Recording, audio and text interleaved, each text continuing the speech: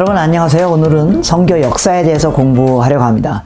여러분 역사 공부하는 거 좋아하세요? 네, 다 싫어하시죠? 저도 별로 안 좋아했습니다. 왜냐면 맨날 몇 년에 무슨 일이었고 몇 년에 무슨 일이었고 그런 거 외워야 됐잖아요. 그죠? 그래서 역사는 사실 외우는 게 아닙니다. 역사는 잘 이해해야 되죠. 이해를 해야 되는 거죠.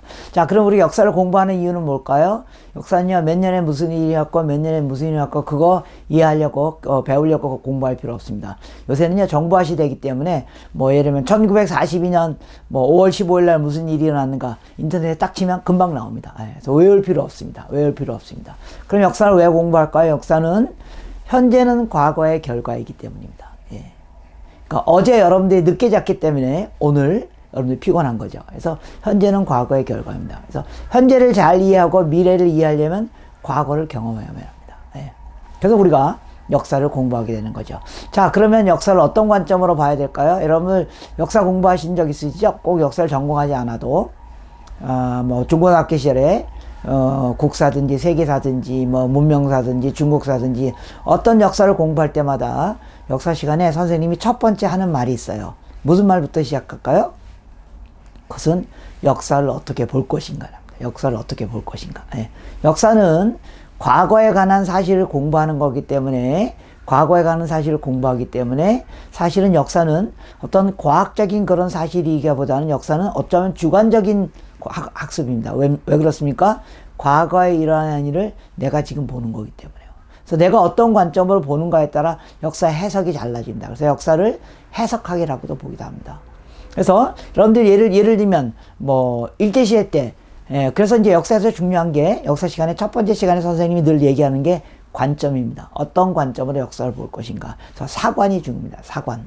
어떤 관점으로 볼 것인가. 예를 들면 일제시대 때 일본 사람들이 우리나라 역사를 어떤 관점으로 가르쳤어요? 식민사관. 그래서 한민족이라는 사람들은 항상 남 밑에 이렇게 붙어서 살았던 그런 민족이다. 지배당했던 민족이다. 그런 역사만 골라서 가르쳤다는 거죠. 그래서 일본이 한국을 통치한 걸 정당화하게 됐죠. 예.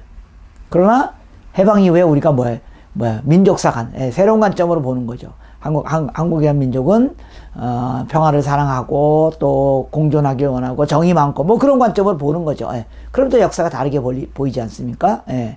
그래서 똑같은 사건이라도 어떤 관점으로 보는가에 따라 그 해석이 전혀 달라질 수 있습니다. 같은 사건이라도 시어머니가 보는 관점과 며느리가 보는 관점이 달라요. 그래서 그 사건의 의미가 다른 거죠. 예. 그래서 자, 그럼 우리가 하나님의 성교 역사를 공부할 때 그럼 우리 어떤 관점으로 봐야 될까요? 어떤 관점으로 봐야 됩니까? 바로 하나님의 관점으로 보는 거죠. 예.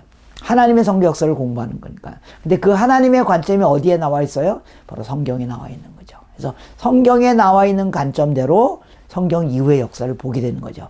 자, 성경에 나와 있는 성경의 역사에 대한 그 두 가지 관점이 뭘까요? 예를 들면 대표적인 이런 거죠. 역사가 어느 시점에 시작됐다는 겁니다. 어느 시점에 시작됐다는 겁니다. 예. 역사는 어느 시점에 시작됐습니까? 바로 창세기 1장 1절 하나님이 태초에 천지를 창조하셨을 때. 여러분 일반 역사가들이 역사의 시작을 어디로 보고 있습니까? 그 질문에 대한 대답은 뭡니까? 잘 모르겠다는 겁니다. 역사가 어떻게 시작해서 어떻게 끝났는지 잘 모르겠다는 게 보통 역사가들의 입장입니다. 그러나 기독교인들이 갖고 있는 시각은 관점은 역사는 하나님이 천지를 창조하는 그 시간 창세기 1장 1절에 시작됐고 역사가 언제 끝나요? 예수께서 재림하실 때. 그때 그래서 역사의 시작과 끝이 있다는 겁니다. 그래서 근데 그 끝이 언제라고요? 우리가 성경 관점을 통해서 여러분들 혹시 배우셨을지 모르겠지만 역사가 언제 끝난다고요? 예수님이 언제 재림하신다고요? 바로 이 천국 복음이 모든 민족 가운데 증언되고 전파되니 그제야 끝이 오리라. 그래서 선교가 끝나면 역사가 끝난다는 겁니다. 선교가 끝나면 역사가 끝난다는 겁니다. 그래서 그런 관점으로 우리가 성교 역사를 한번 보면 좋겠습니다. 그래서 역사를 보면 성교가 보입니다. 역사를 보면 성교가 보입니다. 자, 처음에 이제 예수 그리스도께서 승천하시고 예수를 따르던 12명의 제자들에게 예수님께서 무엇을 명령하셨습니까? 우리가 마태복음 28장 19절 20절에 있는 것처럼 너는 모든 족속 가운데 가서 그들 제자 삼고 아버지와 아들과 성령의 이름으로 세례를 주고 내가 분부한 모든 것을 가르쳐 지켜 행하게 하라. 그래서 12명에게 이 사역을 위임했습니다. 그렇다면 이 작은 12명의 위임된 세계복음화의 사역이 어떻게 전 세계적인 운동으로 확산돼서 지금 전 세계 대부분의 나라에 교회가 생기게 됐을까요? 그 역사를 오늘 우리가 같이 공부하려고 합니다. 여러분, 그래서 예수님의 제자들은요, 처음부터 예수님께서 너희가 모든 민족으로 가라고 했을 때 바로 그 말을 다 예 알겠습니다. 그리고 모든 민족으로 가진 않았습니다. 사실은. 예. 오히려 예수님이 그 명령하고 부활 승천하신 이후에 제자들은 굉장히 두려워 떨고 있었습니다. 예. 여러분 누가복음 24장에 보면요 이런 장면이 나와요. 여러분 잘 아시는 말씀입니다. 누가복음 24장에 보면 예수님의 제자 중에 두 사람이 예루살렘에서 엠마오로 가는 장면이 나옵니다. 예.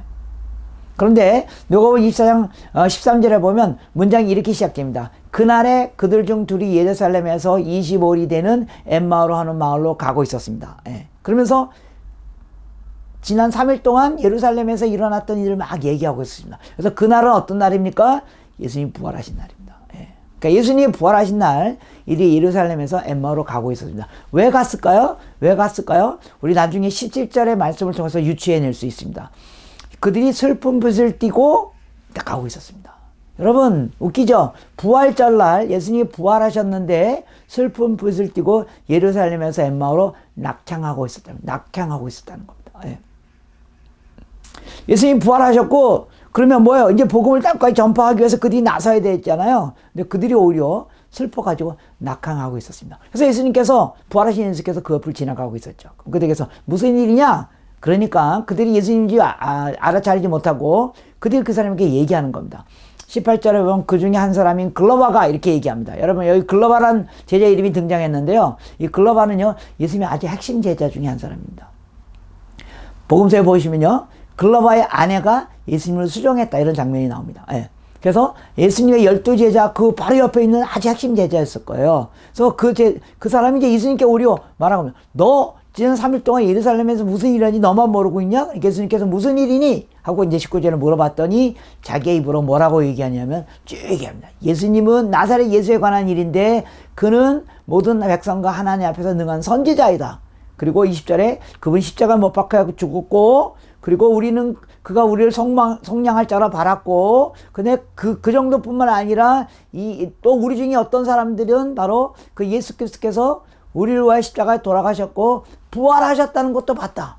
그래서 22절에 보면 어떤 여자들이 가서 봤더니 새벽에 갔더니 무덤이 비어있는 것을 봤다. 그리고 그가 살아났다 하는 천사의 나타나심을 보았다. 그리고 우들 중에 어떤 두 사람이 또 가서 무덤에 가서 누가 베드로 요한이 나중에 또 들어가서 보죠. 들어가 보니까 여자가 말하는 대로 예수님은 보지 못하고 예수님 부활했다 라고 자기의 입으로 예수님의 하나님의 선지자 되심과 또 그가 십자가에 돌아가심과 죽음과 부활을 자기의 입으로 이야기하는 거예요. 그러고도 슬퍼서 예루살렘에서 엠마오로 낙향하고 있었다는 겁니다. 여러분 웃기죠? 예수님이 예언한 대로 십자가에 돌아가시고 부활하시고 그럼 너희가 땅끝까지 가로 복음을 전파하게 될 것이다 라고 분명히 말씀하신 대로 그대로 됐고 또 자기의 입으로 예수님의 부활을 말하면서도 여러분 부활의 의미가 뭐예요? 우리를 사망과 권세에서 우리를 일으키시고 영원한 생명으로 우리를 인도하신 그 예수님의 부활을 따라 우리도 부활하게 될 그 영원한 생명과 소망의 그 사건을 자기의 입으로 말하면서도 그러고 절망해서 엠마로 가고 있었다는 겁니다. 여러분 이게 제자들의 모습일 뿐 아니라 우리들의 모습이기도 합니다. 예수님의 부활을 믿으며 여러분 우리를 죽음에서 생명으로 옮긴 그 부활을 믿고 있는데도 우리가 여전히 슬퍼하고 있잖아요. 제자들이 그런 모습이었어요. 그러니까 예수님께서 25절에 이르시되 미련하고 선지자들이 말한 모든 것을 마음에 더듬는 자들이요 라고 해서 예수님 제자를 책망하는 거죠. 그리고 그리스도가 이런 권한을 받고 자기의 영광에 들어가야 할 것이 아니야. 예수님께서 3년 동안 그거 가르쳤잖아요. 예. 내가 너희를 위하여 십자가의 권한을 받고 그리고 부활하고 영광 가운데 들어가게 되는 일이 일어나게 해요. 예수님 말한 대로 그 일이 일어났음에도 불구하고 그들이 두려워서 그걸 엠마오로 가고 있었다는 겁니다. 그러니까 예수님께서 27절에 이에 모세의 글과 모든 선지자의 글로부터 시작하여 모든 성경에 쓴 바 자기에 관한 것임을 자세히 설명하니까 예수님께서 성경을 다 다시 설명하는 거예요. 다 다시 설명하는 거예요. 그러니까 31절에 그들의 눈이 밝아져서 예수인지를 알게 되는 거죠. 그리고 32절에 그들이 서로 말하되 길에서 우리에게 말씀하시고 우리에게 성경을 풀어줄 때 우리 속에서 마음이 뜨겁지 아니하니라. 다시 성경이 무엇을 말하는지 그들이 깨닫게 되자 그들의 마음이 뜨거워지기 시작합니다. 그리고 33절에 그들이 곧 일어나서 예루살렘으로 다시 돌아가는 사건이 일어납니다. 또 44절에 보면 예수님께서 그들에게 또 나타나셔서 또 다시 성경을 가르치는 거예요. 모세의 율법과 선지자들과 시편. 여러분, 모세의 율법과 선지자들과 시편이 뭐? 이게 구약 성경이에요. 그래서 구약 성경이 다 나를 말하는 것이, 기록된 것이 이루어져야 함이라 한 말이 바로 이것이냐. 구약 성경 내용이 뭐예요? 메시아가 오게 될 것이고, 그런 말만 모든 민족이 복을 얻는 구원의 길이 열리게 될 것이다. 성경을 다시 가리키는 거예요. 그래서 그들에서 성경을 다시 배우게 되자 마음을 열고 성경을 깨닫게 하시고, 또 이르시되 46절에 이렇게 얘기합니다. 그리스도께 고난받고 제3일에 죽은 자 가운데 다시 살아나실 것과 또 그의 이름으로 죄사함을 받게 하는 회개가 예루살렘으로서 시작하여 모든 족속에게 전파될 것이 기록되었으니 너희는 이 일의 증이라. 여러분, 성경이 무엇을 기록한 내용이에요? 성경에 별별 얘기 다 있잖아요. 뭐 슬플 때는 어떻고, 자녀 교육은 어떡하고, 뭐 또 마음 상했을 때는 어떡하고, 뭐 별별 얘기 다 기록되었어요. 성경의 가장 핵심적인 스토리 세 가지예요. 첫 번째 뭐예요? 그리스도가 고난받고 3일 만에 죽은 가운데서 다시 살아나실 것이라는 겁니다. 성경은 그 얘기예요. 구약에서부터 시작 전체 바로 이 이야기예요. 또 성경 두 번째 얘기는 뭐예요? 그의 이름으로, 저 예수 그리스도의 이름을 믿으면 죄사함을 받게 될 것에 관한 기록이, 받게 되는 회개가 예루살렘으로부터 시작하여 모든 족속 가운데 전파될 것의 기록이니. 성경은 뭐의 기록이에요? 성경은 바로 하나님께서 예수 그리스도를 통하여 모든 민족을 구원하시겠다는 하나님의 목적이 드러나는 것이고, 그 예수 그리스도의 이름을 믿으면, 그리고 회개하면 죄사함을 얻게 되는 그 일이 예루살렘으로부터 시작하여 모든 민족 가운데 전파될 것에 관한 기록이 성경이라고요. 그리고 세 번째, 그리고 너희는 이 일의 증인이라. 예. 여러분, 성경에 별의별 얘기 다 있잖아요. 성경은 이 세 가지의 기록입니다. 하나님께서 인류를 구원하시기 위하여 예수 그리스도를 보내줄 것이다. 그가 고난받고 그리고 십자가에 돌아가시지만 그의 부활로 말미암아 모든 민족이 구원 얻을 수 있는 길이 열리게 될 것이다. 그리고 바로 그 예수 그리스도의 이름으로 말미암아 죄사함을 받는 그 회개가 예루살렘으로 땅 끝까지 전파될 것에 가는 기록이다. 그리고 너희들이 바로 이 일의 증인이다. 그것을 기록한 것이 성경이라고요. 그리고 앞절에서 예수께서 이렇게 성경을 다시 가르쳐 줄 때 그들이 어떻게 됐다고요? 24장 13절에 그들의 눈이 밝아지고, 32절에 보면 그들이 성경을 풀어주실 때 우리 속에서 마음이 뜨겁지 아니하니라. 여러분, 성경을 제대로 이해하면 우리의 마음이 뜨거워져야 돼요. 뭘로 뜨거워져야 돼요? 예수 그리스도로 말미암아 모든 민족이 구원 얻는 그 회개의 그 소망이 예루살렘부터 시작하여 땅 끝까지 전파될 것의 기록이라는 걸 깨닫게 될 때 그들의 마음이 뜨겁게 되는 거죠.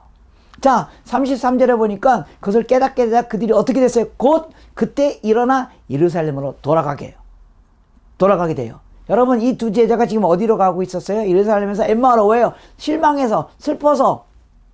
그러나 성경이 무엇을 말하는지 제대로 이해하게 되자 그들이 다시 곧 그때 일어나. 이거 영어 성경에 immediately turn around. 이쪽으로 엠마오로 가고 있었는데 다시 turn around. 턴어라운드해서 어디로 가고 있다는 거야? 예루살렘으로 돌아간다는 거죠. 야, 여러분, 예루살렘으로, 그들이 왜 예루살렘에서 엠마오로 갔어요? 엠마오로 갔던 실망해서 가기도 했지만 예루살렘에서 엠마오로 가는 이유는 고난을 피해서입니다. 왜 그렇습니까? 예루살렘에 당시에 무슨 일이 일어났어요? 예수의 시체가 없어진 걸 보고 로마 군병들이 제자들이 예수의 시체를 갖다가 어디에 숨겼구나. 그래서 제자들 찾고 있었다는 겁니다. 그래서 예루살렘은 가면요, 잡히는 거예요. 고난 당하는 거예요. 근데 그들이 성경이 무엇을 말하는지 다시 깨닫게 되자 돌아서서 예루살렘으로 다시 돌아가는 거예요. 왜요? 예수님께서 뭐라고 말씀하셨어요? 부활 승천하시면서 너희가 이 성을 떠나지 말고 기다려라. 이 성을 떠나지 말고 기다려. 그럼 내가 너에게 성령을 보여줄 것이다. 그럼 너희가 권능을 받고 예루살렘과 유다와 사마리아 땅끝까지로 내 증인이 되게 될 것이다. 예, 그 얘기가 깨서 다시 고난의 장소, 어려운 장소, 가면 잡힐 수 있는 그 장소로 다시 돌아가는 겁니다. 실망해서 엠마오로 가던 제자들이 성경이 무엇을 말씀하는지 깨닫게 되자 다시 예루살렘으로 다시 가며 복음의 역사의 시작을 출발하게 되는 것입니다. 여러분, 여러분에게도 일이 일어나길 원합니다.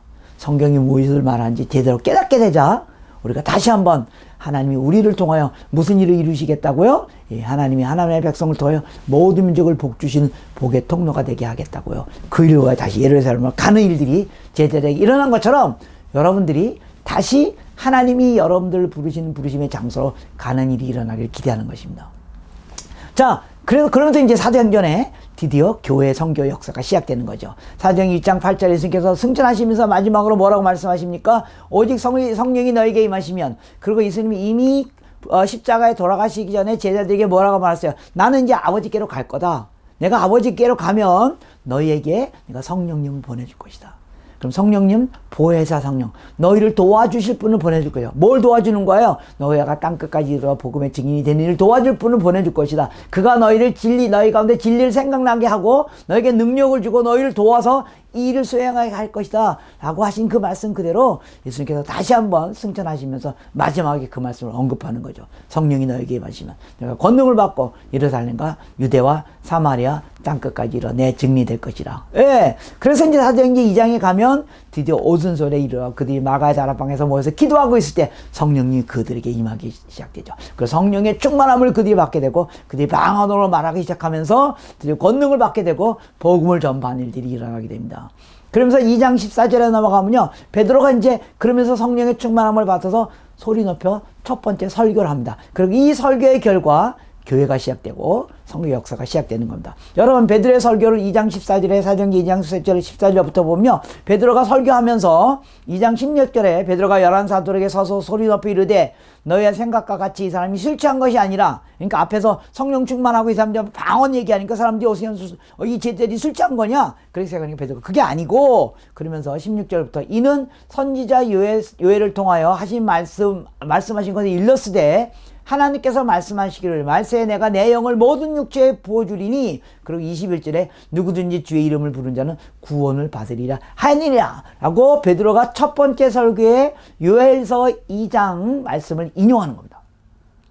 이 말씀은 요엘서 2장 28절부터 32절에 말씀을 그대로 인용하는 거죠. 요엘서 2장 28절에 보면 그 후에, 그래서 그 후에란 말은 뭐예요? 메시아가 오게 되면 이런 뜻이죠. 메시아가 오게 될 때 내가 내 신을, 즉 성령님을 만민에게 부어주리니 자네들은 장래일을 말할 것이요 늙은이는 꿈을 꾸며 너희 젊은이 이상을 볼 것이며 그때 내가 내 신을 남정과 여종에 부어줄 것이며, 그리고 32절에 누구든지 여호와의 이름을 부르는 자는 구원을 얻는 일이 일어나게 될 것이다 라고 요엘이 예언했던 그 예언이 베드로가 생각나게 된 거죠.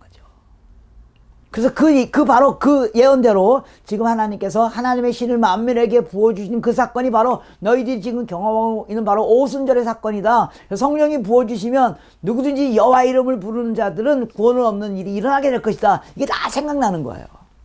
여러분, 이 요엘서 2장 28절이 왜 굉장히 중요한 구약에서 예언이에요. 무슨 말입니까? 이런 구약에서는요, 성령을 누구만 경험했어요? 하나님께 기름 부으심을 받은 사람은 누구였어요? 왕과 제사장, 선지자. 그래서 몇몇 사람들에게만 하나님의 영이 임하셨다는 거예요. 말세가 되면, 즉 복음이 전파될 때가 되면, 마지막 날이 오면 하나님의 영을 모든 사람에게 부어줄 것이다. 자녀들과 남자와 여자와 늙은이가 젊은이가 모든 사람이 성령을 받게 될 것이다. 그 사건이 바로 사도행전 2장의 오순절 사건이라는 거예요. 베드로가 이게 생각나기 시작한 겁니다. 50일 전만 해도, 그랬던 베드로가 하나님의 약속대로, 예수님의 약속대로 성령이 임하게 되자 요엘서와 같은 이런 본문들이 깨달아지는 거예요. 왜요? 예수님께서 뭐라고 말씀하셨어요? 내가 떠나면 성령님이 너에게 올 것이요 너희 성령이 너희를 깨닫게 할 것이다. 진리로 너에게 인도할 것이다. 그 일이 일어나는 겁니다. 그러면서 베드로가 설교를 하기 시작하는 겁니다. 22절부터 쭉 설교를 하기를 뭐냐면, 예수 그리스도에 대해서 다시 설명하고 36절에 보면, 그래서 그런즉 이스라엘 온 집은 확실히 알지니라 너희가 십자가에 못 박은 이 예수를 하나님이 주와 그리스도 되게 하셨느니라. 바로 이 예수 그리스도가, 우리들이 십자가에 못 박은 이 예수 그리스도가 바로 그리스도, 우리의 구세주다 깨닫고 선포하게 되는 거죠. 그러니까 37절에 그의 말씀을 듣고 사람들이 마음에 찔러 베드로와 사도들에게 뭐라고 말합니까? 그럼 우리가 어찌할꼬? 38절에 베드로가 너희가 회개하고 죄사함을 받아 그리고 성령을 선물로 받으리니 이 약속은 너희 자녀와 모든 먼 데 사람, 이 약속은 즉 성령이 우리에게 임하시는 이는 너희 자녀, 즉 유대인들 뿐만 아니라 모든 먼 데 사람, 모든 이방인들이 곧 주 우리 주 하나님이 얼마든지 부르시는 모든 자들에게 하나님께서 구원을 주시는 그 하나님의 약속이다 라고 말하고, 이 말씀을 사람들이 받으니까 41절에 그 말씀을 받은 사람들이 세례를 받으니 이 나라의 신도의 수가 3천이나 더했더라. 드디어 선교 역사가 시작되고 교회가 만들어지는, 교회 확장되어지는 역사가 일어나게 되는 것입니다. 그리고 3장에 사도행전 3장에 넘어가면 그래서 그 불과 40-50일 전만 해도 두려워서 움츠려 있던 그 제자들이 사도행전 3장에 넘어가면 그들이 공개적으로 담대하게 성전에 올라가서, 베드로와 요한이 성전에 올라가서 복음을 전하죠. 앉은 뱅에게 베드로가 이르되 은각은 내가 없으나 내게 있는 건 내게 주니 나사 예수 그리스도로 일어나 걸어라고 공개적으로 담대하게 복음을 선포합니다. 또 3장 11절부터 26절에 보면 또 베드로가 어디 가서 복음을 전하게 됩니까? 예, 솔로몬의 행각. 솔로몬의 행각은 뭐예요? 지금 말하면 광화문 광장 그런 데 말하는 겁니다. 광화문 광장. 예. 가장 사람들이 많이 모이는 데 가가지고 이스라엘 백성들에게 복음을 전파하는 거. 아브라함과 이삭과 야곱의 하나님과 우리 조상의 하나님이 그의 종 예수를 영원하게 하였으니라. 너희가 거룩하고 의로운 일을 거부하고 도리어 살인자 한 사람을 놓아주기를 구하여 생명의 주를 죽이셨더라. 그러나 하나님은 죽은 자 가운데서 그를 살리셨으니 우리가 이 일의 증인이다. 하나님께서 예수 그리스도를 살리시고 부활시키심으로 말미암아 모든 민족이 구원 얻는 길을 열으셨고 우리가 바로 이 일의 증인이다. 그들이 담대하게 복음을 전하면서 선교 역사가 시작되는 것을 보게 됩니다. 사도행전 그래서 5장으로 넘어가니까 그래서 이들이 담대하게 복음을 전하니까 무슨 일이 일어나요? 5장 17절부터 20절에 보면 대제사장과 그들과 함께 있던 사람들 사두개인과 당파가 다 마음에 시기가 가득하여 일어나 사도들을 잡아서 오게 가더니 우리 옥문이 열리고 성전에서 생명의 말씀을 가르치니라. 예. 뭐예요? 복음을 담대하게 공개적으로 전하니까 그거가 무슨 일이 일어났어요? 고난이 오게 됐다는 거예요. 고난이 오게 됐다는 겁니다. 그러나 그들이 오게 갇혔지만 그러나 옥문이 열리고 그들이 다시 고난 가운데 서서 성전 앞에 서서 말씀을 선포하는 일들이 일어나게 됩니다. 그리고 32절에 가면 우리가 이 일의 증인이요 하나님이 자기에게 순종하는 사람에게 주신 성령도 그러하니라. 고난 가운데서 담대하게 복음을 전파하는 일이 일어나게 됩니다. 그러니까 41절에 그들이 즉 사두개인과 바리새인들이 듣고 크게 놓아여 채찍질하며 예수의 이름으로 말하는 것을 금하고 놓으니 사도들이 그의 이름을 위하여 능욕받는 일에 합당한 자로 여기심을 기뻐하며 공회 앞을 떠나니라. 뭐예요? 복음을 담대하게 공개적으로 전하자. 그 가운데 고난이 임했습니다. 근데 그 고난이 임하자 사도들이 어떻게 반응합니까? 사도들이 그의 이름을 위하여 예수 그리스도의 이름을 위하여 능욕받는 일에 합당한 자로 여기심을 기뻐하면서 고난받는 것을 기뻐하기 시작했다는 겁니다. 예수 그리스도의 이름으로 복음을 전파하자 그들에게 온 고난을 기뻐하기 시작했다는 겁니다. 여러분, 선교의 역사는요, 선교에서 하나님이 사용했던 가장 중요한 전략이 뭔지 아십니까? 그래서 바로 고난입니다. 고난은 하나님의 선교의 전략입니다. 여러분, 우리가 이것을 마음으로 받아들이는 게 쉽진 않아요. 예. 복음을 전하면 하나님의 일을 하면 나는 복음을 전했는데 복음을 전하면 제 주머니에 금덩어리가 있었으면 좋겠어요.